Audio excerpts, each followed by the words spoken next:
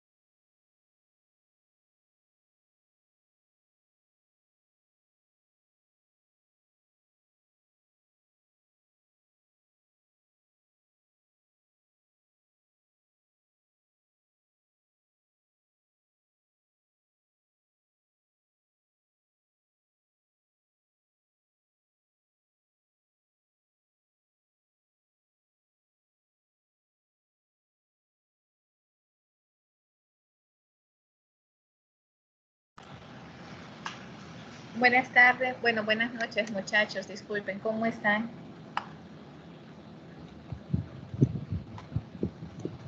¿Me escuchan? Hola, buenas noches, Inge. Sí, le escuchamos. Buenas noches, le escuchamos. Gracias. Bueno, jóvenes, el día de ayer iniciamos a ver lo que eran los modelos de procesos de negocios. En los modelos de proceso de negocio, pues teníamos ya el codificar y corregir, tenemos el modelo en cascada, el desarrollo evolutivo, el desarrollo formal de sistemas y nos quedamos en el desarrollo basado en reutilización. En el caso de codificar y corregir, pues habíamos visto de que básicamente conforme se va escribiendo el código, se van corrigiendo si existen algún inconveniente o algún problema como tal. Tenemos también en el caso del modelo en cascada, sin embargo, una de las desventajas con este modelo es que obviamente no tenemos todo el panorama de una forma completa, es decir, que muchas veces al arreglar un problema podemos dañar o podemos afectar otras partes propiamente de los módulos como tal, que realmente nos pueden provocar muchos problemas a futuro. Adicionalmente a esto, el valor se incrementa bastante, es decir, que los costos al final se incrementan porque recuerden de que si vamos escribiendo el código y corrigiéndolo, y como ya decía, si hablamos de un sistema totalmente integrado, pues al final podemos provocar serios problemas en otros módulos o afectar otros módulos que después nos pueden incrementar los costos propiamente de modificación como tal. En el caso del modelo en cascada tenemos que este toma las actividades fundamentales del proceso de especificación, en el cual vemos la parte de desarrollo, de validación, de evolución y que representa como fases separadas del proceso. En este caso veíamos que estas son secuenciales y obviamente conforme vemos que este modelo de cascada está más orientado a la parte de programación modular, porque conforme vayamos modificando o conforme vayamos desarrollando el módulo como tal, existe lo que es la parte de auditoría, de mejoras, y nuevamente para poder hacer estas mejoras pues tenemos que iniciar con todo el proceso una vez más. Entonces tenemos que en cada fase también tiene como resultado documentos que deben de ser aprobados por los usuarios.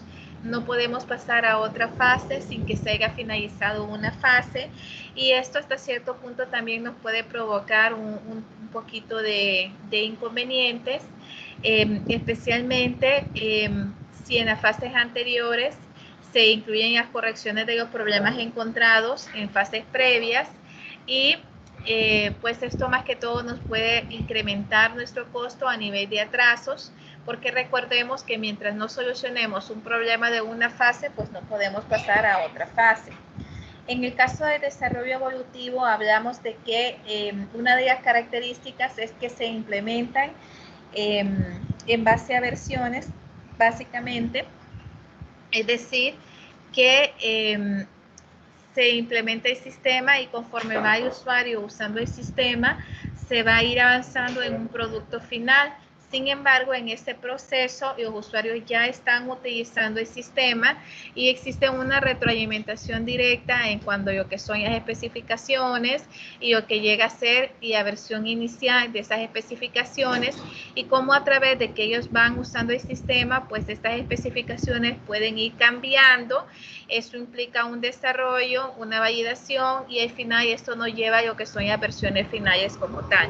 Entonces ahí tenemos que tener bastante cuidado. Tenemos que las actividades concurrentes, especificaciones, desarrollo y validación se realizan durante el desarrollo de las versiones hasta llegar al producto final. Una de las ventajas propiamente de este modelo es que se obtiene una rápida retroalimentación propiamente del usuario, y esto se debe a que obviamente el usuario va usando el sistema y conforme va usando el sistema pues va retroalimentando a los desarrolladores sobre los inconvenientes o problemas que pueden tener o las mejoras que necesiten. ¿Cuál podría ser una desventaja de este modelo si se implementa en su totalidad, lo que es el desarrollo evolutivo? Pues que hasta cierto punto también podemos cansar a los usuarios. Recordemos que este modelo se caracteriza porque al haber una mejora o al haber una corrección como tal en el proceso de obviamente del sistema, pues esto es igual a una actualización de versiones, y esto muchas veces podemos provocar que los usuarios se sientan un poco cansados de tantas podríamos decir de tantas actualizaciones, y por lo tanto pues tenemos que tener mucho cuidado en este sentido. Tenemos que en el caso de desarrollo evolutivo, tal como lo vimos, es un desarrollo en el cual nos vamos retroalimentando propiamente de lo que los usuarios necesitan. El desarrollo formal del sistema pues implica un poco más de trabajo, en el sentido de que este modelo se basa en las transformaciones formales de los requisitos hasta llegar a un programa ejecutable. Es decir, se distinguen dos fases globales, lo que son las especificaciones, donde incluimos todo lo que es la parte de validación, y la transformación una vez que estas especificaciones y estas validaciones se realicen. Las características principales de este paradigma son las especificaciones formales y ejecutables, las cuales constituyen el primer prototipo del sistema. ¿Sí? Es decir, en base a esas características, a las especificaciones formales, y una vez que esto se ejecuta, pasa a ser el prototipo funcional propiamente del sistema. Y estos se van validando conforme se van generando los diferentes prototipos. Esto al final ayuda en un cierto sentido a que, si ustedes se fijan, pues básicamente cuando ya llegan a transformarse esas especificaciones como tal, pues ya se tiene un panorama bastante claro. Obviamente ya es un prototipo prácticamente funcional en el cual ya se puede comenzar a utilizar el sistema como tal. Tenemos que posteriormente, a través de las transformaciones formales, y las especificaciones se convierten en implementación propiamente del sistema. En los últimos pasos de la transformación se obtiene una implementación en un lenguaje de programación determinado. Con esto lo que garantizamos es que mientras los usuarios no estén totalmente seguros de que el prototipo ya funciona o ya sirve, pues básicamente no se desarrolla el sistema como tal, sino que hasta que ya se tiene una plena seguridad. Esto también ayuda al mantenimiento que se realiza sobre las especificaciones y no sobre el código fuente. Y la documentación es generada automáticamente, y el mantenimiento es realizado por repeticiones de procesos, no mediante parches. Esto es muy importante, es decir, no se realiza como tal actualizaciones, sino que básicamente se vuelven a repetir los procesos y se hacen las modificaciones de esos procesos si hay algún problema. En el caso de, podríamos decir que este tipo de desarrollo formal de sistema es atractivo, sobre todo para sistemas donde hay requisitos de seguridad y confiabilidad importantes, ¿verdad? Porque hasta que ya está bien hecha la validación como tal, es que propiamente se comienza con el desarrollo. Mientras tanto, se generan prototipos, los cuales se van haciendo, ajustando, haciendo mejoras, hasta llegar al producto final como tal. Esto al final pues ayuda a que los programadores pues no se desgasten, y algo muy importante es que sí se requieren desarrolladores especializados y experimentados propiamente en este proceso para llevarse a cabo. En el caso de desarrollo basado en reutilización, pues básicamente vemos que tienen la fase de análisis de componentes y las modificaciones de requisitos, diseño de sistemas con reutilización, desarrollo e integración. Y las ventajas que tenemos en este sentido es que nos permite disminuir el costo y esfuerzo del desarrollo. También nos permite reducir el tiempo de entrega propiamente del sistema, y nos permite disminuir los riesgos durante el desarrollo como tal. Algo muy importante es que, como su nombre lo dice, reutilizamos código, es decir, código que de repente sirvió, o al momento de que queramos cambiar el sistema o queramos hacer una mejora del sistema, pues no desechamos todo el código, sino que hay cierto código que de repente lo podemos reutilizar. Tenemos que las desventajas de este modelo son los compromisos en los requisitos son inevitables, por lo cual puede que el software no cumpla las expectativas del cliente. En el caso de las actualizaciones de los componentes adquiridos, no están en manos de los desarrolladores del sistema como tal. Y las ventajas, bueno, y las ventajas ya vimos, desventajas también. Y vamos a ver ahora el proceso interactivo y desarrollo incremental. En este caso, si ustedes se fijan, básicamente estamos uniendo dos modelos, lo que es la parte del proceso interactivo y el desarrollo incremental. En este sentido, vemos que el proceso de desarrollo nos permite dar oportunidad de retrasar y las tomas de decisiones en los requisitos hasta adquirir experiencia en el sistema. En una combinación de modelos de cascada y en modelo evolutivo, nos permite poder reducir básicamente rehacer trabajos durante el proceso de desarrollo y da la oportunidad para retrasar las decisiones hasta tener experiencia en el sistema.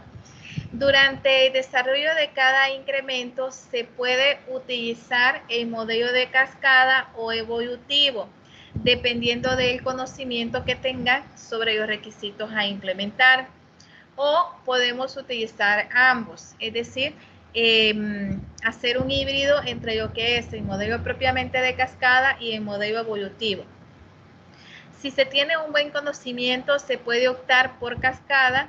Si es dudoso, entonces optamos por evolutivo. El diseño propiamente de este modelo, como podemos ver que es un híbrido, tenemos lo que es la definición de bosquejo de requisitos, luego hay asignación de requisitos a los incrementos, luego hay diseño de arquitectura del sistema, después tenemos el desarrollo incremental del sistema y la validación de incrementos, integrar los incrementos y validar el sistema como tal. Y existe si el sistema queda incompleto, entonces podemos nuevamente regresar a la parte de desarrollo incremental del sistema, es decir, que nos permite poder ir evolucionando conforme nosotros vayamos conociendo un poquito más de los procesos. De repente iniciamos con un modelo en cascada, pero conforme vayamos avanzando podemos finalizar con un modelo evolutivo, el cual conforme vayamos avanzando pues vamos a ir actualizando y desarrollando las mejoras correspondientes hasta poder obtener nuestro sistema final. Tenemos que entre las ventajas que encontramos en este proceso es que los clientes no esperan hasta el final del desarrollo para utilizar el sistema, pueden empezar a utilizarlo desde el primer incremento. También tenemos que los clientes pueden aclarar los requisitos que no tengan claros conforme ven las entregas del sistema. También tenemos que se disminuye el riesgo de fracaso de todo el proyecto, ya que se puede distribuir en cada incremento. Tenemos que las partes más importantes del sistema son entregadas primero, por lo cual se realizan más pruebas en estos módulos y se disminuye el riesgo de fallos. Entre las desventajas que podemos encontrar con este modelo es que cada incremento debe de ser pequeño para limitar el riesgo, es decir, menos de 20,000 líneas de programación. Cada incremento debe de aumentar la funcionalidad. Es difícil establecer las correspondencias de los requisitos contra los incrementos y es difícil detectar las unidades o servicios genéricos para todo el sistema. Entonces, en este caso, vemos que este modelo como tal nos permite poder tener lo que es la parte propiamente de, conforme a las revisiones que nosotros vayamos realizando,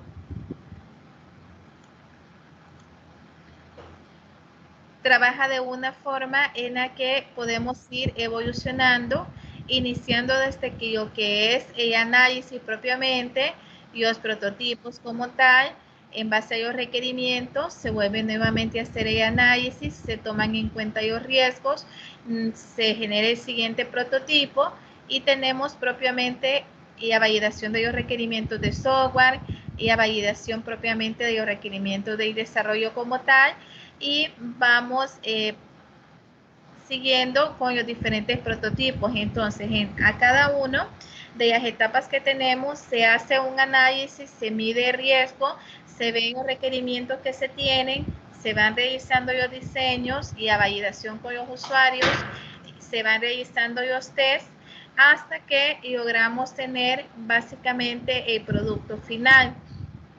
Algo importante con el modelo en espiral es que es un modelo que también nos permite como tal poder combinar varios modelos, como podemos ver en este caso, y sobre todo ir haciendo ya revisiones conforme vayamos avanzando. Vamos a ver qué es o cómo podemos orientar o cómo de qué manera podemos evaluar cada uno de estos modelos que hemos visto hasta el momento. Tenemos los modelos de procesos, los cuales habíamos visto ya codificación y corregir, y cascada, y evolución y exploración, y evolución de prototipos, el desarrollo de forma del sistema, el desarrollo orientado a reutilización, el incremental, y el espiral, el cual se caracteriza por el proceso que se hace una vez que se hace el análisis, se van generando los prototipos, se van viendo los requerimientos, de esos hay otro análisis, otro prototipo, otra validación de requerimientos, de validaciones, después de eso sale otro análisis y riesgo, y así sucesivamente hasta que llegamos a la etapa propiamente de las pruebas que se hacen con los usuarios y a implementación y el monitoreo propiamente del sistema. Entonces, en este sentido, vamos a ver que en base a esos modelos de procesos tenemos algunos aspectos que para nosotros, dependiendo del tipo de proyecto con el que estemos trabajando, es importante que lo tengamos. Es decir, ¿cuáles son esos procesos importantes? Y lo que es cómo funciona con los requisitos y arquitecturas no predefinidas, si produce software altamente fiable y a gestión de riesgo, si permite correcciones sobre la marcha y propiamente la visión del progreso por el cliente y el jefe de proyecto. Entonces, si verificamos el primero, que es codificar y corregir, vemos que en cuanto a funcionalidad, con requisitos y arquitectura definida, está bastante bajo, al igual que no produce un software altamente fiable y existe un riesgo, en este caso una gestión de riesgo bastante baja. Sin embargo, permite las correcciones entre ellas marcha, es alto, y en el caso de la visión del progreso por el cliente y el jefe de proyecto, como recuerden que se va programando y se va corrigiendo, pues hasta cierto punto permite que ellos vayan viendo un poco de avance. Por lo tanto, lo catalogan o lo validan como una medición bastante media. Es decir que les permite tener una visión de cómo va el proyecto como tal o el proceso que ellos están generando en ese momento.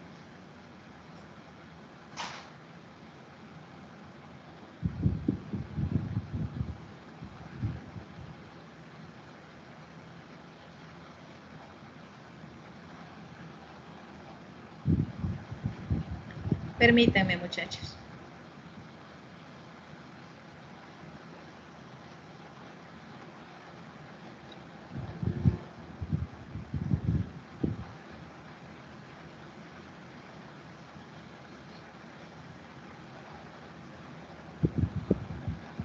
Ok, entonces, en el caso del cascada, tenemos bajo, alto, bajo, bajo y bajo. En este sentido tenemos, si ustedes se fijan, que produce software altamente fiable. Sin embargo, en lo que es la parte de funcionalidad es bastante bajo. Gestión de riesgo, pues no existe. Lo que es una gestión de riesgo es bastante bajo. Y a corrección en la marcha, pues es bastante bajo. Y al final, como recuerden que este modelo de cascada avanza hasta que finaliza la etapa anterior, entonces hasta cierto punto también en cuanto a la visión de progreso, tanto del cliente y del jefe de proyectos, pues es bastante bajo. En la parte de evolutivo y exploratorio, es decir, hay otro modelo, tenemos que es medio o alto. en el caso de la funcionalidad, es decir, que en algún momento pues nos puede dar una asertividad alta, pero en otros casos puede ser medio. Lo importante es que no llega abajo, si ustedes se fijan. Lo mismo sucede con altamente fiable, pues estamos en un rango entre medio y alto. En gestión de riesgo permite cierta gestión, y en lo que es las correcciones en la marcha, pues también está en un rango en medio alto, al igual que la visión del progreso por los clientes, tanto del cliente y del jefe de proyecto. En el caso de evolutivos prototipos, tenemos que, en el caso de la funcionalidad, tenemos que y arquitectura, en este caso ya tenemos que es alta. En cuanto al prototipo, produce software altamente fiables, es medio, y a gestión de riesgo es medio, permite correcciones sobre la marcha, en este caso es alto, y una visión de progreso por el cliente y el jefe de proyecto es alto. Es decir, que como es evolutivo y vamos viendo los prototipos, entonces permite ver realmente cómo está, cómo va avanzando el proyecto como tal. En el modelo de desarrollo formal del sistema, tenemos que funcionalidad, gestión, y permite correcciones sobre la marcha, y la visión está abajo. Únicamente en la gestión de riesgo está en una escala entre bajo y medio, y produce software altamente fiables, que en este caso es alto. Si vemos en el desarrollo orientado a reutilización, tenemos que en la funcionalidad es medio, en que produce software altamente fiable, es bastante versátil. Si se fijan, está en que en un momento puede ser bajo, medio o alto, es decir, porque está entre la escala de bajo a alto. Y lo mismo pasa con la gestión de riesgo. En algunos proyectos sí nos va a permitir poder ver cómo va ese avance, pero en otros no nos va a permitir medir el riesgo, y eso es peligroso, es bastante bajo.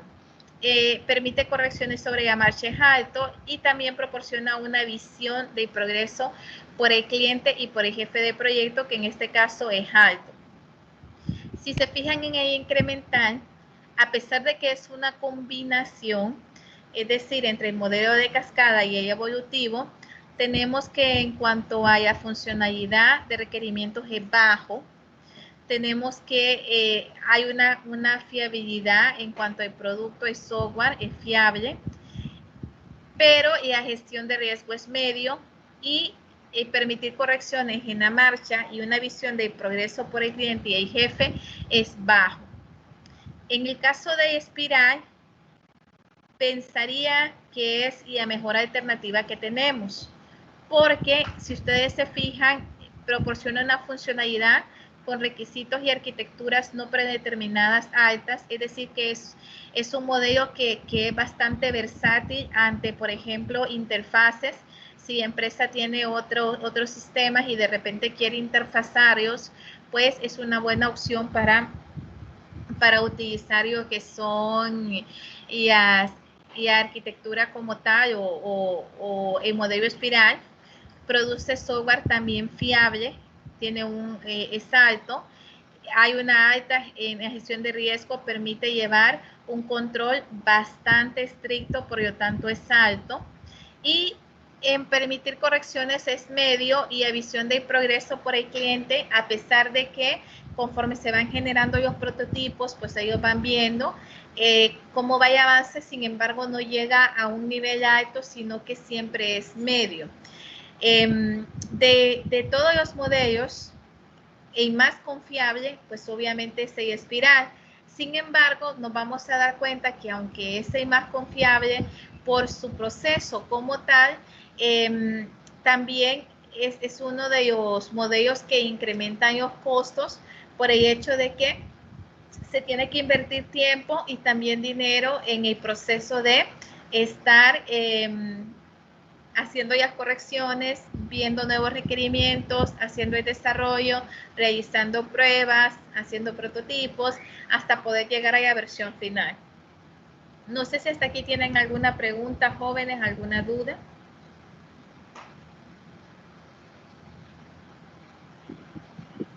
9. Hoy. Ok.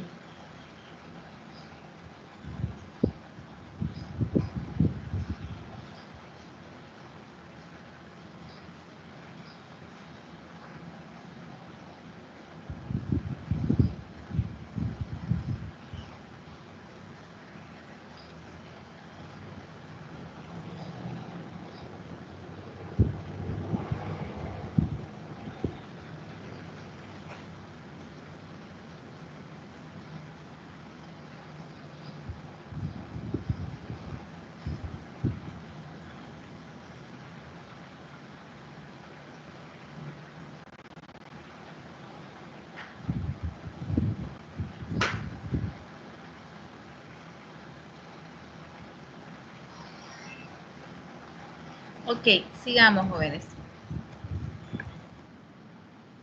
Vamos a...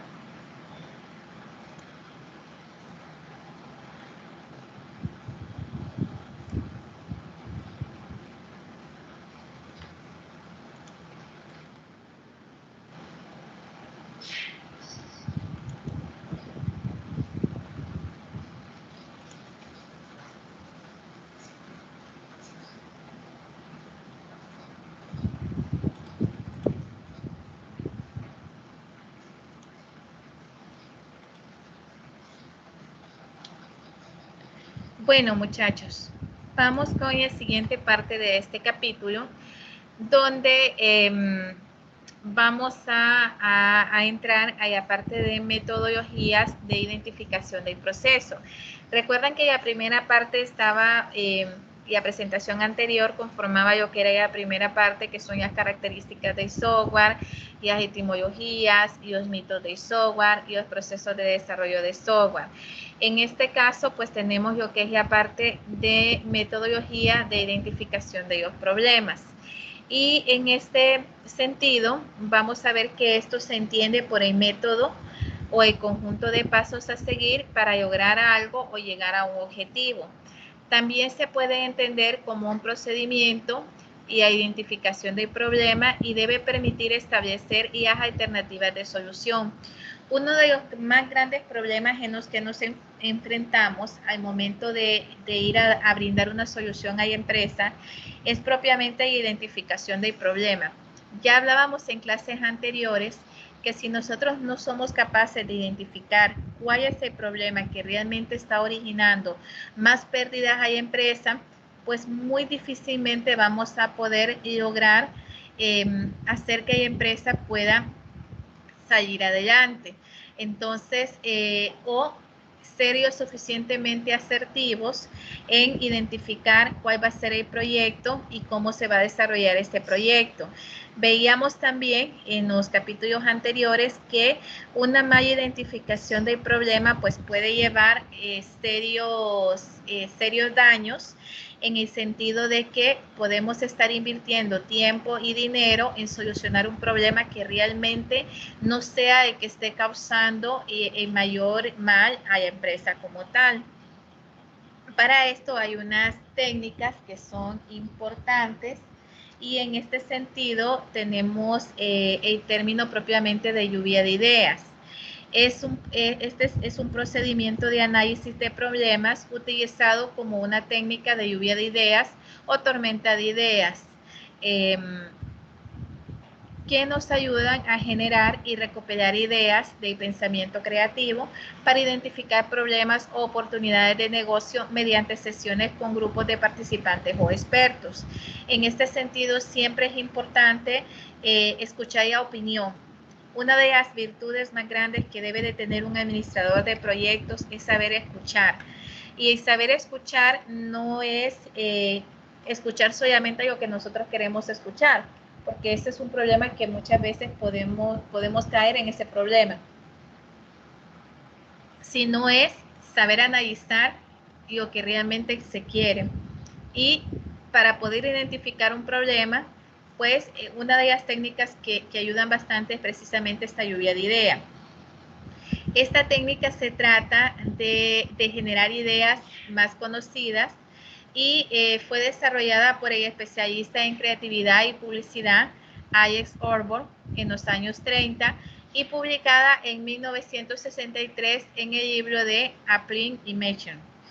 A veces será necesario acompañar estas sesiones con lo que llamamos técnica de grupos nominales. Estas técnicas mejoran las ideas jerarquizándolas y las más útiles, asignando prioridades y centralizando el problema en causas y efectos. Recuerden, muchachos, que ante una situación como tal, ¿qué es lo que está aquejando a la empresa? ¿Qué causas está provocando? Y sobre todo, ante eso, ¿qué es lo que podemos esperar? Es decir, ¿qué efectos tenemos? Ante una situación, ¿qué efectos podemos tener? Tenemos también que los supuestos teóricos en los que se basa Brainstorm y que básicamente lo que es la lluvia de ideas y que lo hace diferente de otros métodos de creatividad existentes son el hecho que no se realiza críticas, cuentan más ideas, entre más ideas es mejor. En este caso, y la suma de personas pensando y la cadena de ideas. En el caso de no realizar críticas, es porque ya que pueden actuar como inhibidor, nadie se debe sentir amenazado ni cohibido para que la idea fluya de manera natural. En este sentido, pues tenemos que ser bien cuidadosos porque recordemos, muchachos, que y las personas que participan en la lluvia de ideas generalmente son jefaturas y muchas veces esas jefaturas adicionalmente es necesario pues traer usuarios que usan el sistema entonces o que conocen muy bien el proceso de la empresa y muchas veces estas personas, estos subordinados se pueden sentir un poco inhibidos ante brindar una opinión o decir una opinión que pueda afectar al jefe o que de alguna manera pueda poner entredicho propiamente el mando del jefe como tal. Entonces, o que de repente el jefe no está haciendo bien su trabajo o viceversa. Entonces, ¿qué es lo que se busca con esta técnica de lluvia de ideas? Pues precisamente, o tormenta de ideas como tal. Pues precisamente es eso, de que las personas que participen, independientemente del rango que ocupen dentro de la empresa y de las funciones que ocupen dentro de la empresa, puedan tener esa libertad de expresión sin temor a que después puede haber una represalia. Cuantas más ideas se sugieran, es mejor. Tenemos mejores resultados y la cantidad produce la calidad.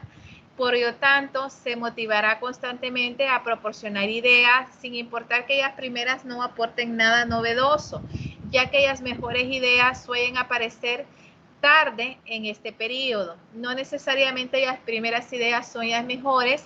Conforme ellos van avanzando, van escuchando las experiencias de los otros integrantes, entonces de repente van recordando situaciones o van recordando aspectos que son fundamentales y que al final pueden aportar bastante al proceso propiamente que se está queriendo obtener de las causas y efectos. Cuantas más ideas se tengan, más se tendrá de dónde elegir. Para el punto 3, tenemos que implica más posibilidades de creación y aportación de ideas nuevas. Es decir, entre más personas estén pensando, entre más personas participen en ese proceso, pues es mejor, vamos a tener más diversidad y hasta cierto punto pues nos va a poder ayudar un poco más. Tenemos que la cadena de ideas se pone en juego y a imaginación y a memoria, de forma que una idea encadene y trae a otra, o sea que se vayan entrelazando las ideas. Las ideas que contribuyen a asociar las ideas son las semejanzas, es decir, aparte de anatologías y aparte de metáforas, etcétera. Y las oposiciones, y las cuales nos dan ideas que conectan dos polos opuestos mediante las antítesis o la ironía. Y tenemos ya parte de la duración de las secciones y las ideas de una persona serán asociadas de manera distinta por cada miembro y harán que aparezcan otras por contacto. En este sentido es muy importante porque recordemos que de repente yo soy el jefe de una área y veo una situación que de repente me afecta a mí, yo ya puedo ver de una manera, pero puede ser que el departamento que me esté generando esa situación pueda no sepa realmente el impacto que tiene y a forma en cómo ellos trabajan o los procesos que ellos siguen en mi departamento. Entonces, la lluvia de ideas pues nos permite poder ir aclarando, poder ir uniendo por medio de las semejanzas, de las analogías, de las metáforas, y además de eso también nos permite hasta cierto punto, obviamente, va a existir oposición, va a llegar un momento en que no todos van a estar de acuerdo, en que unos van a opinar y van a creer que es la mejor opinión, pero se tiene que llevar siempre un balance entre esa oposición que puede existir con propiamente el poder obtener la esencia de todas estas ideas y de esta manera poder llegar a nuestra finalidad, que al final es identificar las causas, qué causas está produciendo este problema, cuáles son las causas que producen ese problema y cuáles son los efectos que se están generando a raíz de ese problema. Entonces, por esa razón es que tenemos que ser bastante cuidadosos. En cuanto a la composición del grupo, si por ejemplo estuviéramos analizando, para el caso práctico se puede proponer dos figuras principales, un grupo de participantes, mitad miembros de la empresa y mitad miembros del colectivo usuarios objetos, es decir, de los usuarios que están utilizando o que van a utilizar el sistema. Para casos más complejos, la organización puede auxiliarse del área de mercadeo, recursos humanos o agencias de publicidad para este tipo de actividades. Entonces tenemos que al momento de componer los grupos, hay casos donde son prácticos, situaciones en las que de repente no necesitemos mucho detalle, sino que hasta cierto punto, pues sí necesitamos la opinión propiamente de los miembros de la empresa, pero hasta cierto punto también necesitamos, por ejemplo, la opinión de los clientes, cómo ellos ven la atención, cómo ellos ven los resultados. Por eso es que hablamos de los usuarios objetos como tal. Y vemos que en la lluvia de ideas, pues tiene que participar lo que es un director, tiene que haber un secretario y están los participantes como tal. Ya vamos a ver cuáles son las funciones de cada uno de ellos. Por ejemplo, en el caso del director, hablamos de un ejemplo de Pedro, que es la figura principal y es el que se va a encargar de dirigir la sesión, es el que básicamente es como el moderador, con una larga experiencia como consejero digital y con una estrecha colaboración en el sector farmacéutico. En este caso vamos a analizar un caso de una empresa farmacéutica. Su función será la de formular el problema y que todos se familiaricen con él. Va a estimular las ideas y va a romper el hielo en el grupo. Ustedes saben que en un inicio, pues algunos no quieren opinar, otros tienen miedo a lo que les puede suceder si opinan, otros simple y sencillamente pues no les interesa, sino que están ahí por estar. Entonces, cómo poder integrar a todos los miembros del grupo es una labor que tiene que realizar el director. De alguna manera se podría definir su aportación como policía y juez a la vez, siendo el encargado de que se cumplan las normas y no permitiendo en ningún momento la realización de críticas que puedan romper la dinámica del grupo, siempre manteniendo el respeto. Pedro deberá permanecer callado toda la mayor parte del tiempo e intervenir cuando se corte la afluencia de ideas, por lo que será útil tener un listado de ideas apuntadas. Su función también puede ayudar a que todo participante pueda aportar ideas. Al final de la sesión será la persona encargada del cierre de esta. Finalmente calificará las ideas de la lista que le proporcione el secretario. En este sentido, recuerden que siempre es importante poder combinar esta técnica de lluvia de ideas con la parte de ponderación. No necesariamente, jóvenes, todas las situaciones que en la lluvia de ideas se puedan dar son significativamente o tienen un peso significativo en la empresa, es decir, un efecto que realmente haga que pueda crear un problema. Entonces, en este sentido, una vez que se tienen estas ideas, pues se comienzan a categorizar, ¿verdad? Obviamente teniendo ya ponderación más alta aquellas que sean más críticas o que hasta cierto punto el efecto sea bastante severo. En el caso del secretario, vamos a poner el nombre de una persona, pues que se va a llamar Fernando, que es un miembro del departamento de marketing. Será el responsable de registrar todas las ideas que van surgiendo a lo largo de toda la sesión. Una vez finalizado la lluvia de ideas como tal, enumerará las ideas y se asegurará de que todos estén de acuerdo con lo escrito.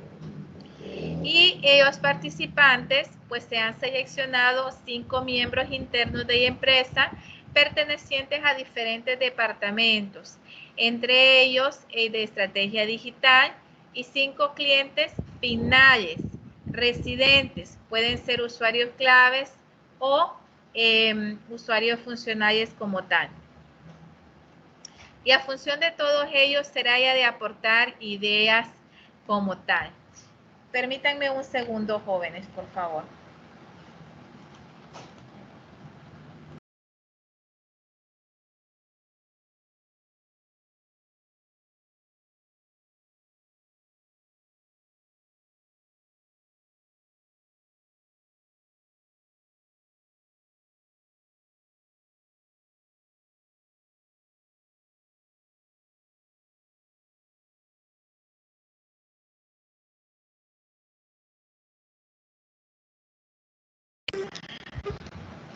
Ok, hasta aquí, jóvenes, ¿alguna pregunta, alguna duda? Tenemos que... Buenas noches. Bueno, con respecto a los temas, con la tarea de mañana. Dígame, Byron. Los diagramas, el diagrama, es que yo voy a hacer, porque ese diagrama que pide ejemplo, que sería, pero creo que es un diagrama general no del proceso en sí, entonces tenía una duda, porque se supone que tiene que involucrar las áreas de venta, las áreas de historial de, sí, el historial de venta, y la planeación de producto. Entonces tenía una duda, porque si nos enfocamos solamente en el proceso interno, creo que no involucraría mucho.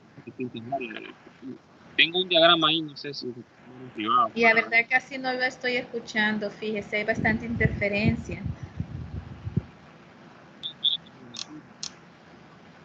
Lo voy a escribir, ¿no?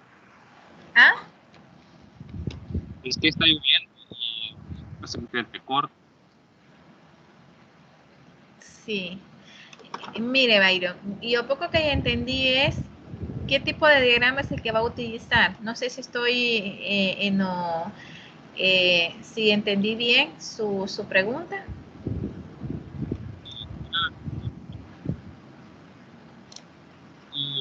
Yo creo que lo englobé, no solamente en el proceso de...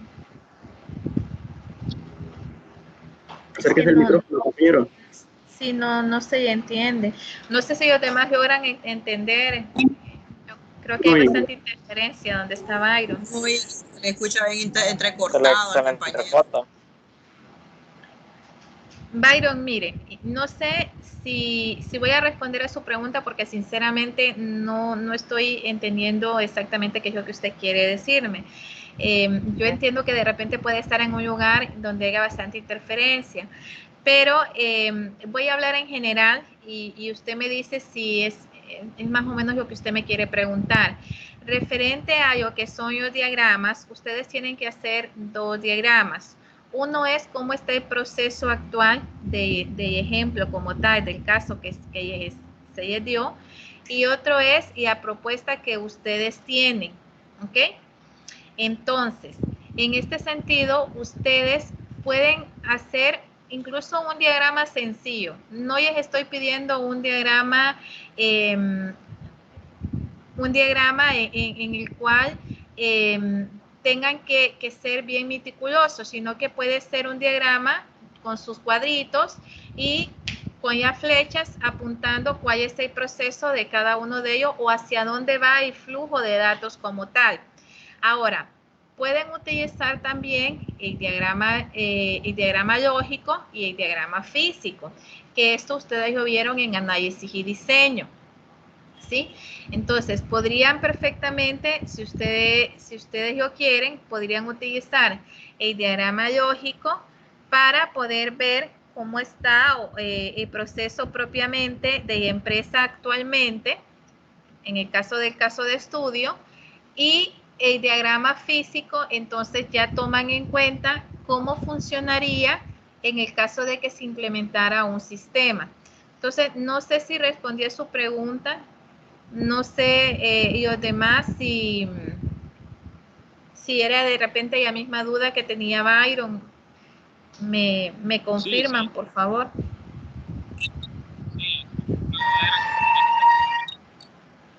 Esa era su pregunta, Byron. Sí, ¿qué tan preciso tiene que ser el proceso? Porque sí está complicado generar un diagrama en base a una área. Por ejemplo,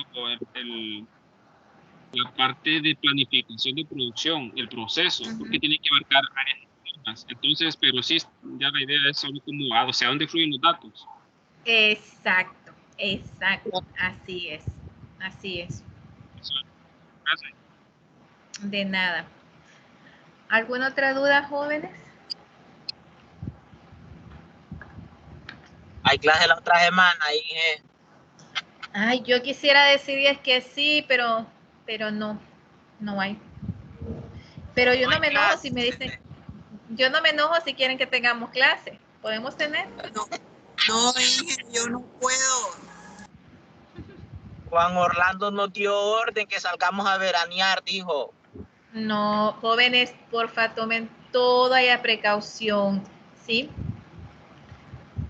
Tomen todas las precauciones por ustedes y su familia. Cuídense mucho. Todos y todas, ¿verdad, Juan? Está cayendo la economía y hay que colaborar al país, dijo Juan Orlando. Bueno, muchachos, yo creo que es muy importante que, si bien es cierto, durante esta semana, todavía no han mandado el comunicado, pero me pareció ver que anteriormente se habían mandado un comunicado, igual en esta semana no confirmarían si al final va a quedar el feriado para toda la próxima semana o qué días van a abarcar el feriado de la próxima semana. Pero en determinado caso de que tuvieran toda la semana de feriado y evitando de que ustedes salgan, sí les voy a dejar tareitas para que estén en su casita o donde estén. Si van a ir a la playa, pues que también estén allí con su computadora trabajando en las actividades. ¿Ok? Inge, buenas noches. Tengo una consulta sobre eso. Dígame, Jennifer. Es que usted, bueno, lo que dijo, ¿verdad? Yo le iba a preguntar que si iba a dejar tareas. Bueno, con todo respeto, ¿verdad? Pero si va a dejar tareas, las puede dejar, por ejemplo, para ponerlas antes para este fin de semana o no sé, ¿verdad? Porque es que yo voy a tener una intervención quirúrgica de emergencia para esos días de feriado, entonces no voy a poder hacer tareas para esos meros días. No se preocupe, Jennifer, que siempre si les dejo una actividad, dejo bastante tiempo para poder entregar, es decir, de que abarcan esos días, pero también abarcan días posteriores al feriado, ¿sí? Ok, gracias, Inge, solo y esa era además, la consulta. Vamos a considerar ese aspecto. Tienen que operarse, ¿sí? ¿Cómo, Byron? Disculpe.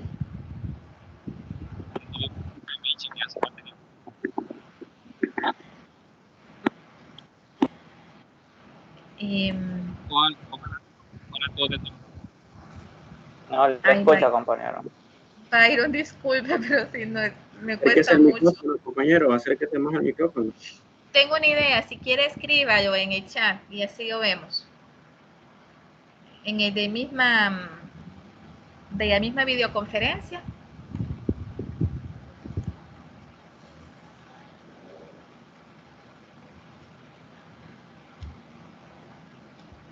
Byron. Inge va a descargar la lista de asistencia, Inge, que voy para otra clase, fíjese, Inge. Ay, disculpe. Ya descargué, chicos. Y bueno, para cerrar entonces, Byron, definitivamente si no lo escuché, pero cualquier consulta que tenga ya puede escribir, ya sea por el chat del grupo o lo puede hacer por correo, como usted considere más conveniente. Bueno, jóvenes, ya no tendríamos videoconferencia esta semana, ¿verdad? Sino que en todo caso, si la próxima semana es feriado, ¿verdad? Y yo se los confirmaría siempre por el grupo de WhatsApp. Si es así, entonces tendríamos clase hasta la siguiente semana, sería el 9, hasta el 9 de noviembre, ¿ok?